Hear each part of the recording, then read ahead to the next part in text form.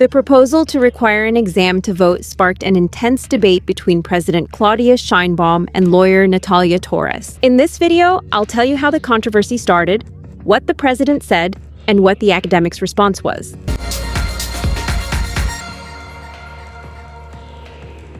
Recently, lawyer and content creator Natalia Torres stated during a podcast that not all Mexicans should vote. Voting is often viewed as a right, but it's also a duty.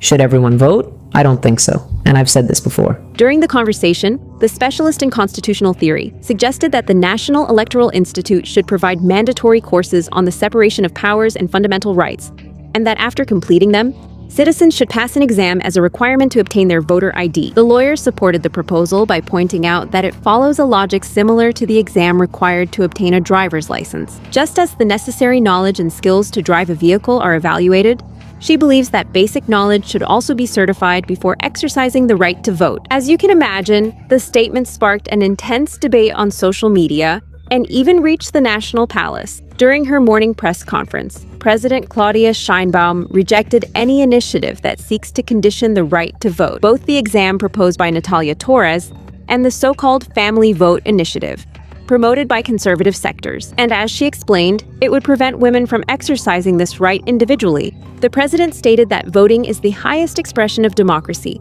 since it is based on the principle that all people are equal before the law. In that sense, she emphasized that each vote has the same value regardless of the socioeconomic level, education, place of residence, or age of the person casting it. She also described these kinds of arguments as conservative, Porfirian, and out of touch with the reality of the country, considering that they contradict democratic principles. Absurd, undemocratic, regressive, Porfirian, conservative, out of touch with reality.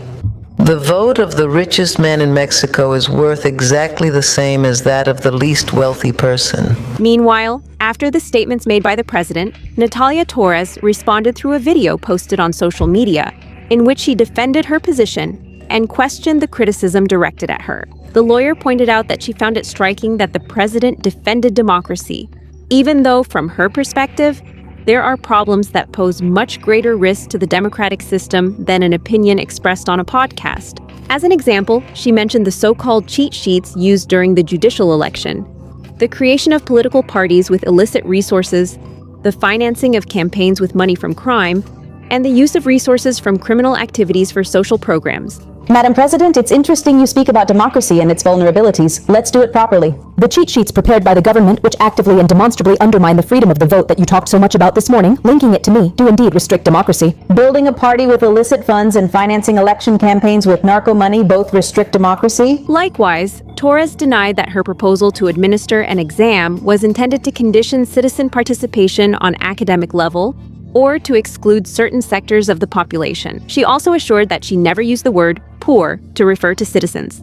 And that, in contrast, the one who did address the issue in a controversial way was former President López Obrador, by recalling statements in which he compared vulnerable groups to little animals that need support, as well as other occasions in which he stated that the poorest people was used for political purposes. Finally, the academic denounced that public resources, communications apparatus, and the participation of public servants have been used against her, with the purpose of discrediting and harassing her, actions that, she assured, could lead to administrative and even criminal liability. What do you think? Should an exam be required to vote, or should suffrage remain an unconditional right? Share your thoughts in the comments, and if you enjoyed this video, please like, subscribe, and enable notifications.